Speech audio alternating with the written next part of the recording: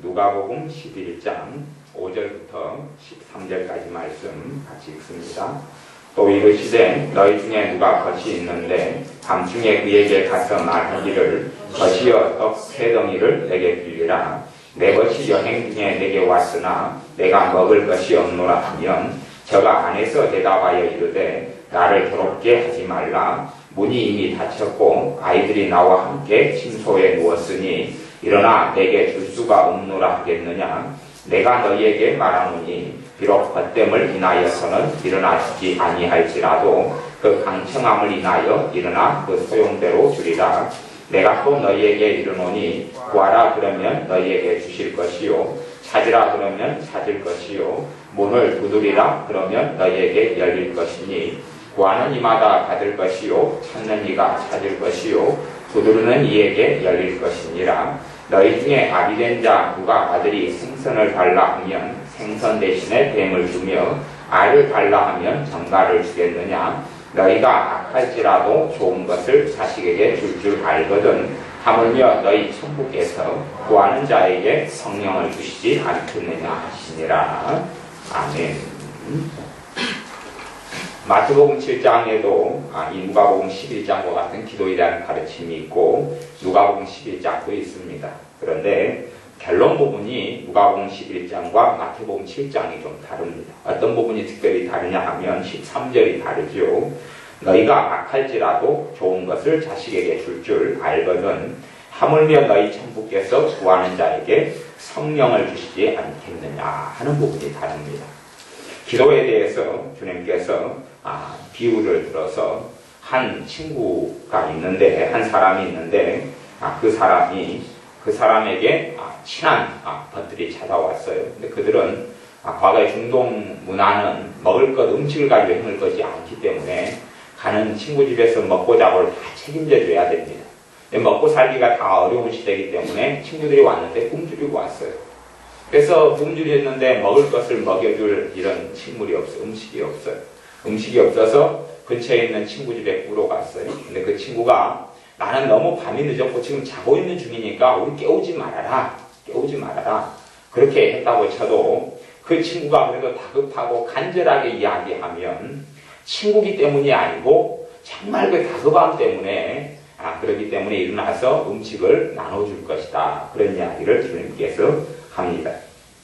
그러면서 11장 8절에 보면 내가 너희에게 말하노니 비록 헛됨을 인하여서는 일어나 주지 아니할지라도 헛됨 친구 때문에 주지는 않을지도 몰라도 그 강청함을 인하여 일어나 그 소용대로 주리다. 강청이라는 것은 좀 강력하게 계속 구하는 걸 강청이다. 강하게 요청하는 것을 강청이라고 그래요. 우리의 어떤 기도의 모습이 그런 기도의 모습이 우리에게 필요하다는 것을 성경도 이야기합니다.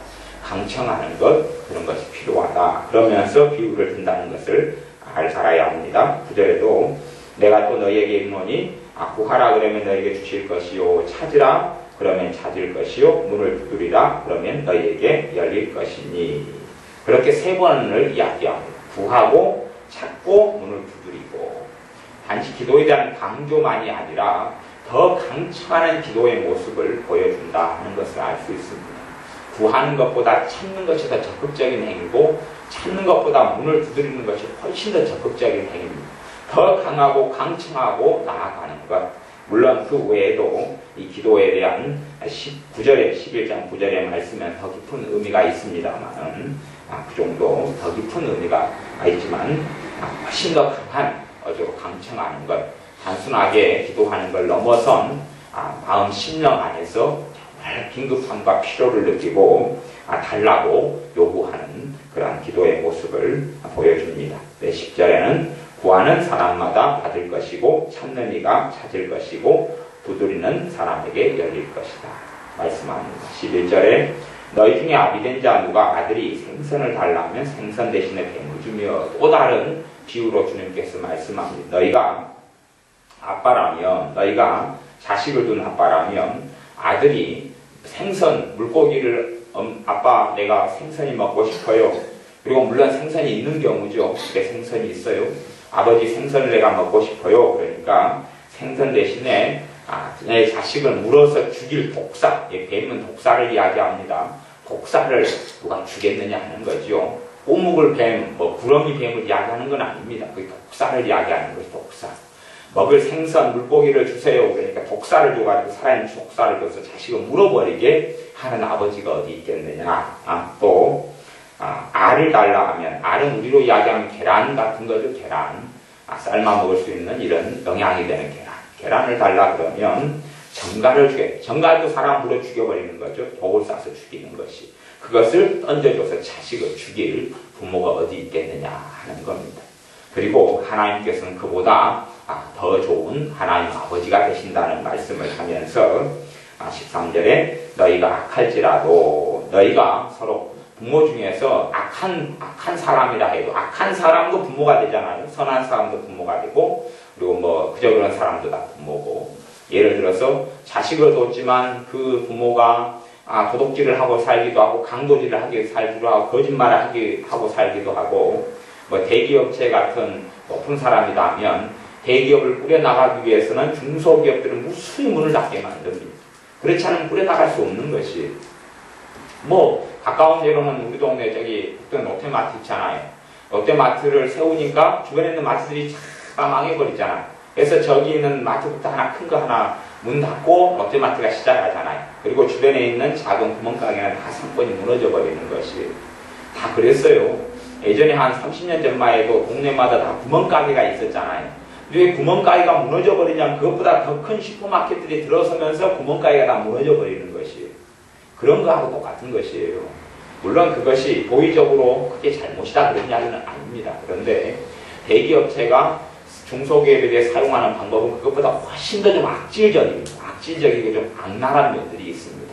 중소기업은 당장 물품 대금을 주지 않으면 살지 못하는데 물품 대금을 대기업체 유리하게 늦춥니다. 늦추고 자기들은 그걸 쓸 돈으로 다 알아 써버리고 그리고 너희들이 계속 물품 대금을 달라 그러면 너희 말고 딴 데에게 납품하게 하겠다 이렇게 합니다. 그리고 실제로는 대기업체에서 만드는 많은 제품들을 진짜 그 뱃속을 들어가서 보면 중소기업에 좋은 중소기업, 품질 좋은 중소기업 물품을 납품하게 한 다음에 대기업체 도장만 찍습니다. 대기업체 도장만 찍고 그리고 납품을 가령 예를 들어서 100원에 받으면 자기 도장만 찍어가지고 500원에 팔아버리고 대기업체는 사실 그렇게 참 많이 합니다. 사람들은 그래서 겉으로 보이는 물건들이 이게 대기업체에서 직접 책임지고 만든 거겠지 하지만 대기업체가 직접 안 만들고 다른 중소기업 하청업체가 만들어가지고 자기 걸로 이렇게 찍어서 합니다. 물론 품질 관리 같은 것은 좀 더 잘하겠지요. 그러나 그런 모든 것들이 사실은 그렇게 선하고 좋은 방법은 아니지요. 그렇게 해서 무수히 많은 중소기업을 무너뜨리지 않으면 대기업체는 설 수 없고 아니면 중소기업의 뼈골을 뽑아내지 않으면 대기업체는 사실은 발전할 수 없는 것이 그것이 현실입니다. 그런 사람이 부모가 되어져도 그래서 중소기업을 무너뜨리고 아니면 다른 사람의 뼈골을 뽑아먹어서 대기업체가 유지된다 할지라도 그 사람이 자식을 둔 부모면 자식에게 좋은 것을 줄 마음을 가지고 있다는 겁니다. 봄마 되면 더 좋은 학교로 보내고 싶고 더 좋은 학원을 보내고 싶고 더 좋은 음식을 먹이고 싶고 더 좋은 옷을 입히고 싶습니다. 그게 부모지요. 그래서 부모가 그렇다. 하물며 하면서 13절 하반절에 하물며 너희 천부께서 천부는 하늘에 계신 아버지 하나님 아버지 하늘에 계신 아버지가 천부입니다. 하늘에 계신 아버지께서 구하는 자에게 성령님을 주시지 않겠느냐. 구하는 자에게 성령님을 주시지 않겠느냐. 성령님께서 우리에게 임하시는 것은 무엇으로 임합니까? 기도로 임합니다. 기도로 임합니다. 제가 지난 주에 서울에서 집회를 했습니다. 그때는 기도를 한다고 해서 성령님이 임한 건 아니다. 그렇게 가르쳤습니다. 차이점이 있습니다. 차이점이. 갈라디아서 3장 2절에 보면 그렇게 이야기합니다. 너희가 성령님을 받은 것은 듣고 믿음으로냐 율법의 행위로냐 그랬습니다. 그러니까 사람들은 뭘 오해하냐 그러면 기도에 대한 오해가 있습니다. 기도를 행위로 넣을까 아니면 행위로 넣을 수 없을까 하는 부분에서 딜레마가 있습니다. 그리고 많은 사람들이 기도를 행위 쪽에 넣습니다. 행위 쪽. 기도를 행위 쪽에 넣습니다. 하지만 성경은 기도를 행위 쪽에 넣는 것에 반대하는 입장을 취하고 있습니다. 그래서 사람들의 착각과 오류가 그런 데에 있습니다. 어떤 착각과 오류냐 하면 내가 예를 들어서 작정 기도를 40일을 했습니다. 어떠한 다급한 문제 속에 40일을 했습니다. 그리고 40일의 기도를 하나님이 들으신 다음에 내 기도에 응답하시는 경우도 많습니다. 나는 그렇게 생각할 수 있어요. 아, 내가 40일 작정 기도를 했기 때문에 하나님이 응답했다. 그렇게 되면 그것은 기도를 행위로 여기는 것이에요. 행위로 여기는 것이에요. 그런데 기도는 성경에 행위라고 이야기하지 않습니다.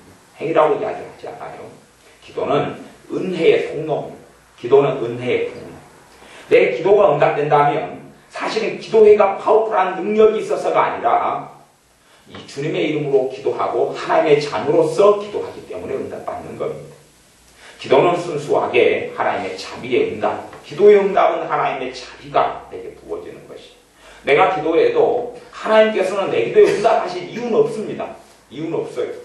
왜냐하면 기도 자체가 내가 하나님께 대가를 치르는 것은 전혀 아니기 때문에 그렇습니다. 내가 기도한다고 하나님께 내가 무엇을 해드린단 말입니다. 전혀 아무것도 내 기도를 통해서 하나님께 할 수 있는 건 없습니다. 그렇기 때문에 기도가 아무런 공로가 되지 않고 실상은 그리고 그 기도 자체가 행위가 되지는 않는다는 이야기입니다. 우리가 하나님께 기도해도 하나님 마음입니다. 원론적으로 이야기하면 하나님의 자비가 아니면 하나님의 사랑이 아니면 내 기도에 하나님 응답할 이유가 하나도 없다는 이야기예요. 하지만 우리가 기도한 것을 하나님이 응답하시는 이유는 하나님께서 나를 사랑하시기 때문이고 내게 긍휼을 베푸시기 때문입니다. 긍휼과 사랑과 하나님의 자비의 이유는 주님의 십자가에 있습니다. 그렇기 때문에 기도는 행위가 아니라고 이야기하는 겁니다.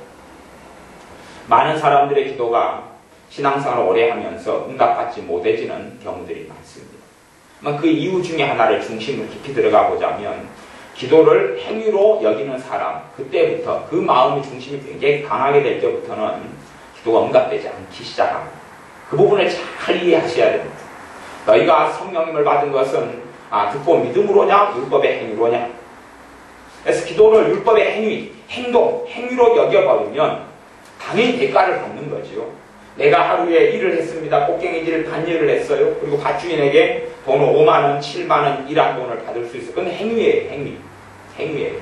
그런 것으로 기도를 여겨버리면 어떻게 되느냐 하는 것이죠.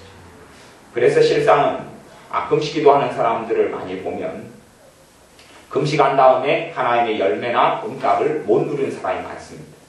그래서 생각하면 3일 동안 하나님 앞에서 기도하면서 어떤 제목을 가지고 기도를 하고 5일을 금식하며 기도하고 7일, 10일, 심지어 40일을 금식하면서 기도합니다. 그런데 금식기도가 40일을 한 다음에도 하나님의 응답을 못 받습니다. 실제로 그런 사람들이 무척이나 많습니다. 우리가 생각하면 하루 기도하는 것보다 이틀 기도한 사람이 더 많은 하나님의 응답과 도우심과 은혜와 축복을 받아야 되고 5일 기도한 사람은 더 많이, 아니면 3일 금식한 사람도 하나님의 은혜를 받는다면 40일 금식 기도한 사람도 얼마나 큰 은혜를 받아야 될 것인가라고 생각합니다만은 웃기게도 40일 금식 기도한 사람이 응답을 못 받는 경우는 무척 많습니다. 무척 많아요. 그 중에는 응답을 40일 기도하고 응답 받는 사람들이 있습니다. 근데 못 받는 사람이 더 많을 수 있다. 많을 수 있다. 왜 그러냐 하면 40일 금식 기도가 행위가 되어져 버리면 그 사람은 응답받기 못하기가 쉽습니다. 40일 금식 기도를 했기 때문에 응답받는다. 그것이 행위가 된다는 이야기는 자신의 공로가 된다는 이야기입니다. 내가 어떠한 긴급하고 중요한 기도 내용에 있어서 아니면 내 삶에 다급하고 필요한 하나님의 도움이 필요한 일에 있어서 40일을 내가 기도했기 때문에 나는 응답받을 수밖에 없다. 40일을 금식했기 때문에 응답받을 수밖에 없다. 내가 이렇게 열렬하게 100일간이나 철야기도를 했는데 하나님의 응답 안 해주시면 어떻게 하겠느냐. 이런 마음이 가지고 있다면 그것은 기도를 행위로 여기고 있는 것이, 기도가 은혜가 아니고 기도를 했으니까 당연한 대가를 하나님이 치러 주셔야지요 하는 겁니다. 하지만 내 기도가 하나님께 무슨 도움이 된단 말이에요. 내 기도가 무슨 도움이 된단 말이에요. 그런 게 없습니다. 그래서 기도는 결코 행위에 속한 요소가 아닙니다. 그러니까 사람들의 착각이 기도를 행위에 속한 요소로 집어넣어 버리기 때문에 기도에 있어서 급격한 문제가 나타나고 그 문제의 가장 중요한 것은 응답을 못 받는다는 것이 좀 무서운 점입니다. 기도를 많이 하는 사람들은 자기에게 만족이 있을지 몰라도 기도라는 것 자체를 행위로 집어넣어 버리면 함정에 빠집니다.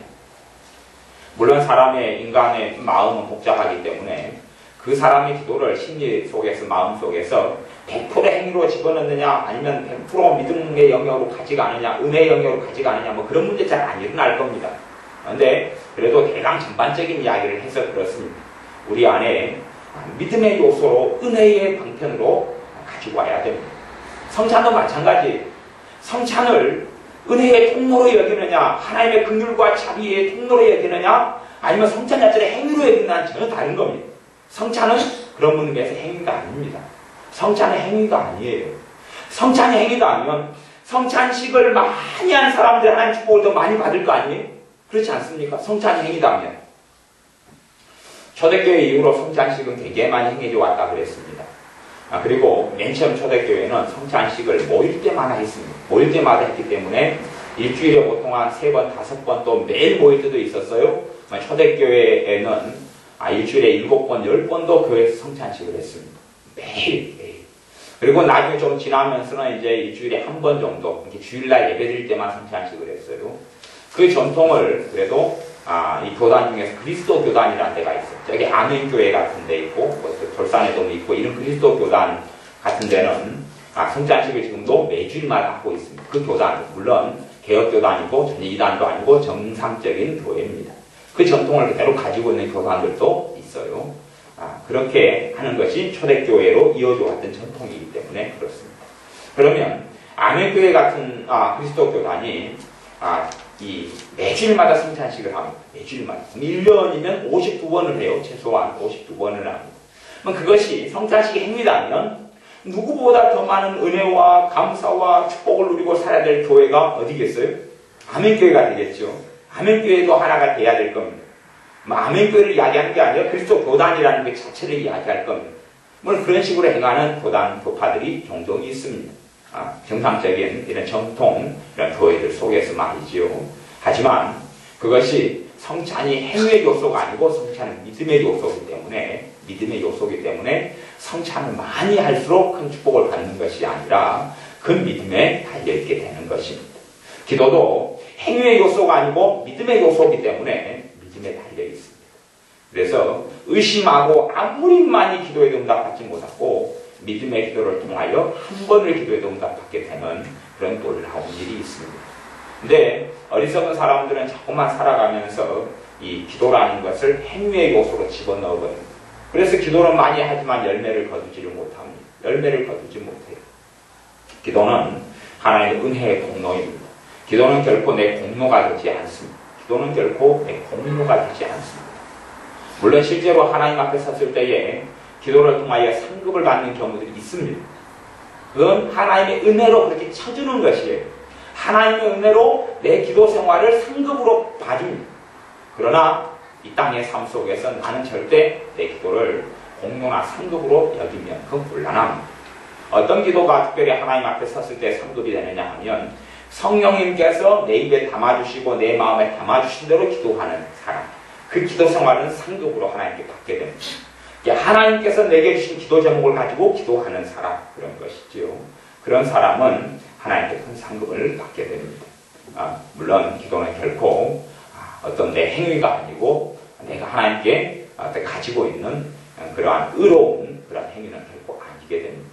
기도를 많이 할수록 좋은 것이긴 하지만 기도 자체가 하나님의 은혜의 통로라는 것을 반드시 기억해야 됩니다.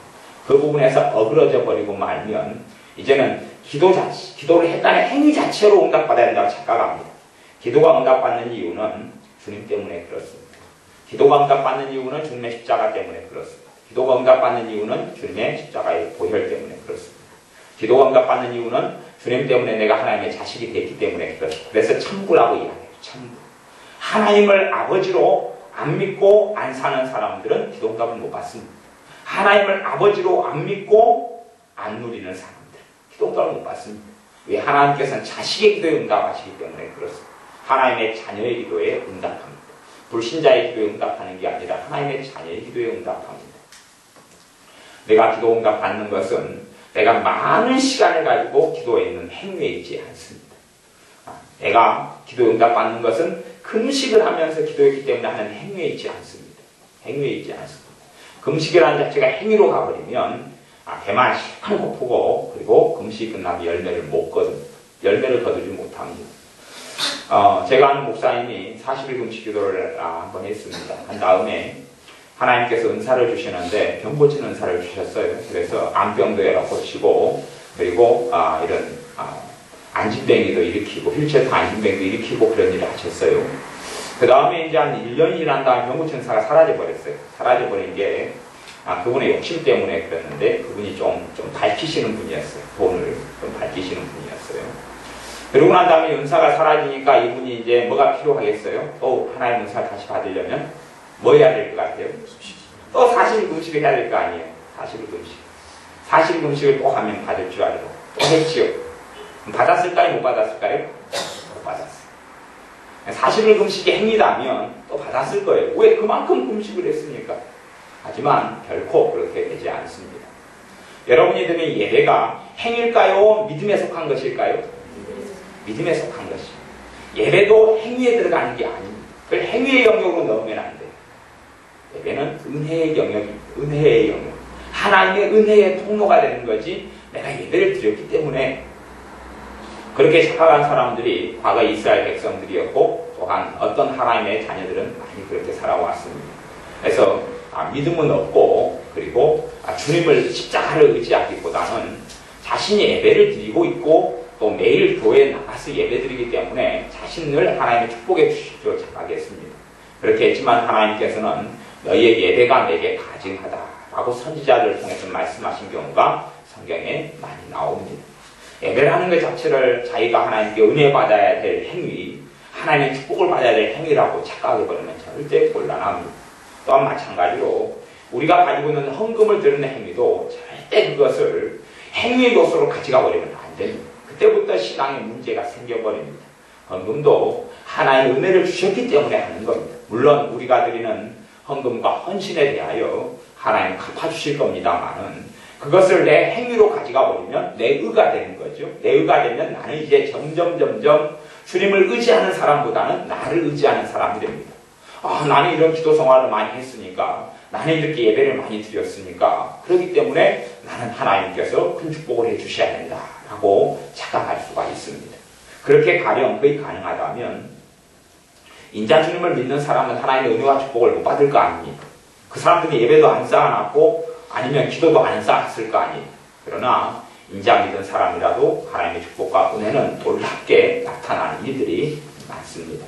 결국 예배라든지 기도라가 하나님의 자녀에게 너무 중요한 것이지만 그것은 주님께서 예배를 통하여 기도를 통하여 은혜를 주시는 통로로 사용하시기 때문에 그게 중요한 것이에요.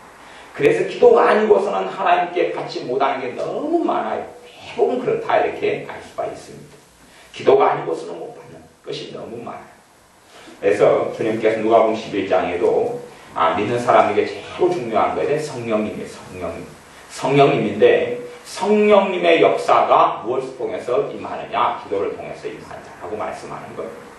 우리는 사실은 어리석은 믿는 많은 사람들 또 그 중에 우리가 있는데 우리는 더 많은 돈, 성공, 행복, 건강 이것을 놓고 기도할 때가 많습니다. 그러나 주님께서는 성령님이 최고 중요하다고 이야기하십니다. 성령님이 최고 중요하다. 근데 믿는 사람들은 성령님이 최고 중요한지를 모릅니다. 중요한지를 모르니 성령님에 대해서 갈급해하지 않습니다. 갈급해하지 않고 목말라 하지 않습니다. 주님은 목마른 심령을 만족해 하신다고 말씀하시고 갈급한 심령을 만족해 하신다고 그러는데 성령님에 대한 아무런 목마름도 갈급함도 없기 때문에 사실은 성령님에 대해서 깨끗한 심령으로 기도도 하지 않고 그리고 성령 충만의 역사가 나타나지 않습니다. 또 성령 충만을 구할 때도 내 행위로 내가 성령 충만 받을 수 있다고 착각하는 사람은 결코 받지 못하게 될 겁니다. 하지만 성령 충만을 기도하는 자녀들 가운데 내 행위와 내 의로움이 아니라 기도를 통하여 주시는데 그것은 나 때문이 아니라 주님 때문임을 알고 믿는 사람은 성령께서 임하셔서 그의 한을 풀어주실 것이고 그의 상처를 치유해 주실 것이고 무능한 자에게 능력을 더하여 주실 것이고 지혜 없는 자에게 지혜의 영으로 임하셔서 여호수아에게 지혜를 주셔서 이스라엘을 다스리게 했던 것처럼 그런 은혜 속에 이끌어 주실 겁니다. 믿는 사람의 능력이 성령님이고 성령님의 역사가 성령님의 임재가 임하시니 기름 부음이 없는 사람들은 때론 무능한 사람으로 어리석은 사람으로 연약한 사람으로 그리고 주눅든 사람으로, 두려움 속에 잡힌 사람으로, 근심 속에 또한 절망 속에 있는 사람으로 남게 됩니다. 참으로 성령님께서 임하시는 사람은 누구보다 권능 있는 사람, 지혜로운 사람, 은혜 속에 살아가는 사람, 평강을 가진 사람, 하나님의 나라를 소유한 사람, 천국 속에 사는 하나님의 자녀로 살게 될 것입니다. 믿는 사람의 삶 속에 제일 중요한 분이 성령님이신 줄을 명심하고, 주님께서는 기도에 대해서 이야기하시면서 성령님에 대한 이야기를 합니다. 구하는 자에게 성령을 주지 않겠느냐? 그러면 누구를 구하라는 이야기입니까? 다른 무엇보다도 성령님을 구하라는 주님의 메시지가 여기에 들어가 있습니다. 다른 무엇보다도 성령님을 구하고, 성령님을 구하는 기도는 결코 행위에 속한 것이 아니라 은혜에 속한 것입니다. 많은 어리석은 사람들이 신학적인 문제에 봉착해서 믿음에 대한 딜레마에 빠지는 것이 하나가 뭐냐 하면, 믿음을 내가 이제 믿게 되니까 그걸 행위의 요소로 집어넣어 버리니까 시험에 빠져버립니다. 믿음을 내가 예수님을 영접하는 그 자체를 행위에 집어넣어 버립니다. 행위에 집어넣어 버립니다. 얼마나 우스운 일인지 모릅니다. 내가 예수님을 영접합니다. 그렇게 하면 영접했으니까 행위다 그러는 것이.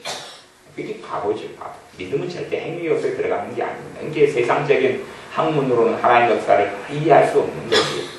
기도도 그래서 행위의 요소에 들어가지 않고, 믿음도 절대 행위에 들어가지 않습니다. 행위에 들어간다면 내가 그걸 했기 때문에 그렇게 되는 것이라고 착각하는 것이죠. 하지만 하나님이 그렇게 행했기 때문에 내게 은혜의 통로를 통해서 내게 주님께서 임하시는 겁니다. 주님께서 십자가에 죽으셨기 때문에, 그것은 내가 주님을 십자가에 죽인 게 아니라, 물론 내가 주님을 십자가에 죽였지만 그 문제가 아니라 주님께서 날 위해 죽어주셨기 때문에, 그렇기 때문에 내가 구원받을 수 있는 거라는 이야기예요. 그 이유가 아니면 내가 어떤 일을 행했기 때문에 구원받는다, 그런 게 가능하지 않다는 이야기입니다. 여러분의 삶 속에서 기도를 결코 행위로 가져가지 마시고, 기도는 은혜 받는 통로, 그리고 나 때문이 아니라 주님 때문에, 나 때문이 아니라 하나님의 사랑 때문에, 나 때문이 아니라 하나님의 긍휼 때문에, 나 때문이 아니라 주님의 보혈 때문에 내 기도가 응답받게 되는 것입니다. 그 믿음이 견고하지 않으면 여러분의 삶에 슬픔이 많고 문제가 많고 실패가 많으면 기도응답을 못 받습니다. 왜냐하면 여러분의 믿음이 안 생기거든요.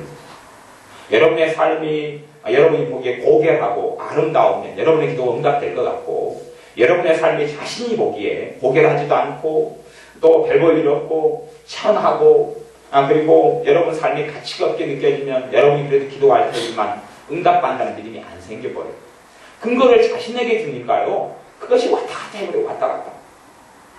오늘 집안에서 개판 한판 싸우고 와서 기도하면 믿음이 안 생겨버려요. 근거를 자기한테 주니까, 아이고 내가 이렇게 개판도 싸우고, 그리고 마음에 실망이 가득하고 막 슬픔이 가득하고 울고 싶고 한이 생기고 상처받았는데 내가 기도하면 응답해 주실까?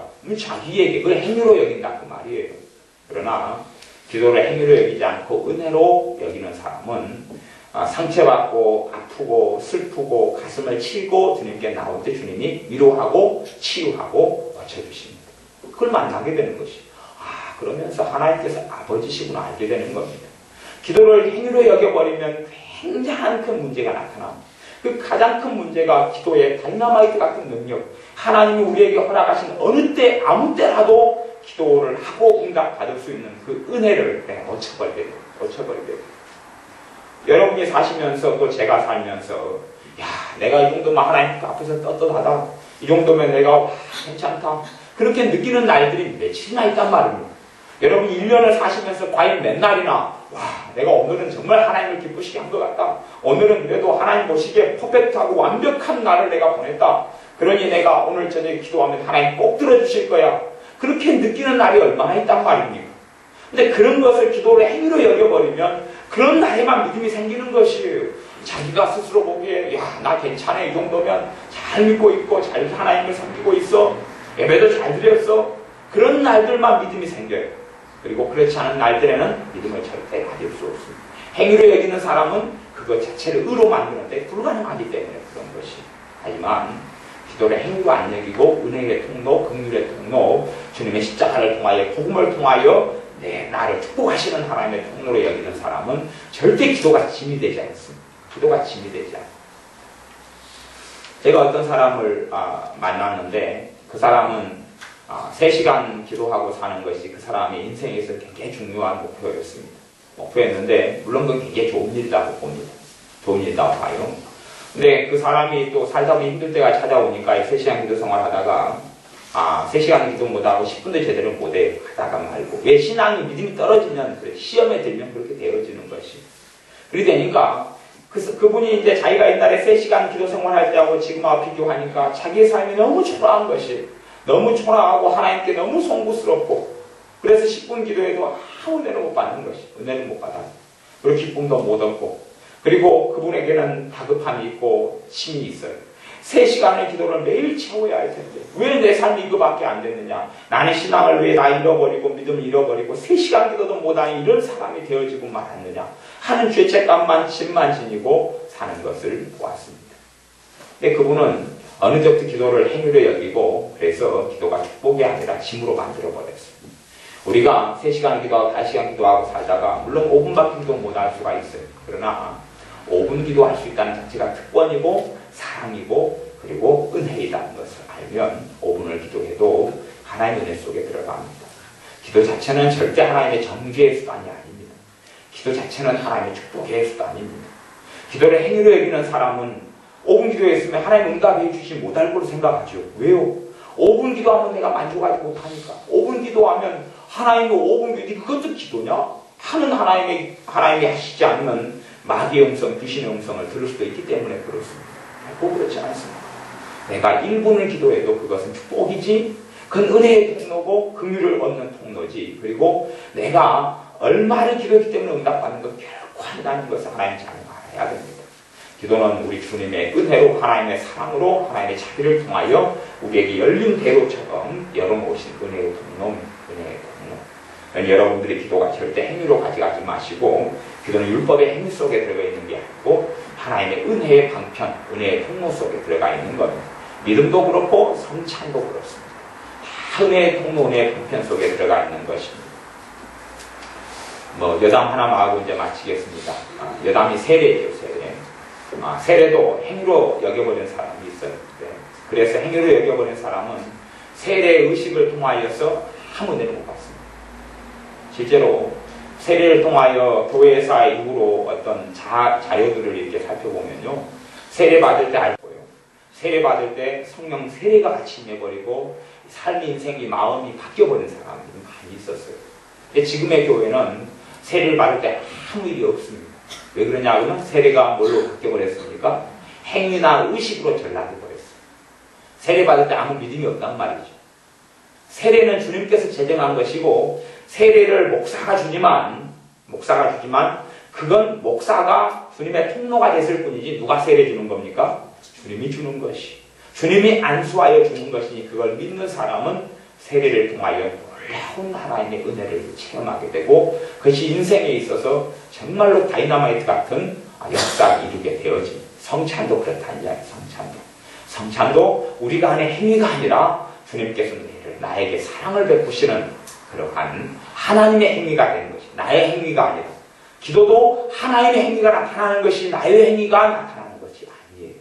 그렇게 여러분이 이해하시고 알면 여러분의 삶 속에서 기도를 통하여 짐지지 않게 되고 기도를 통하여 여러분이 내가 기도 많이 했기 때문에 응답받아야 된다 이런 도만이나 착각속에 안 빠져들 뿐 아니라 기도를 통하여 여러분의 믿음이 흔들리지 않게 됩니다.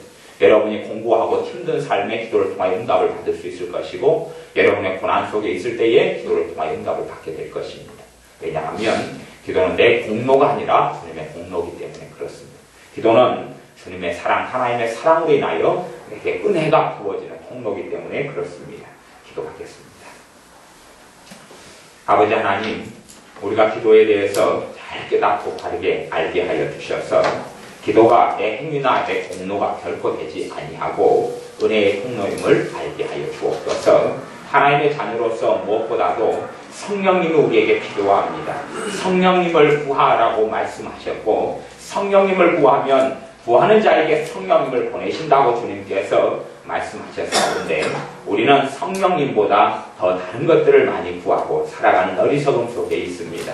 우리에게 성령님 역사하셔서 성령님을 구하는 기도가 얼마나 중요하고 얼마나 필요하고 얼마나 기묘한지를 깨닫게 하여 주옵소서. 구하는 자에게 성령님을 구하는 자에게 주시는 임하시는 성령님을 환영합니다. 이 밤에 성령님께서 충만히 임하는 밤이 되게 하옵소서. 예수님의 이름으로 기도하옵나이다. 아멘. 기도하겠습니다.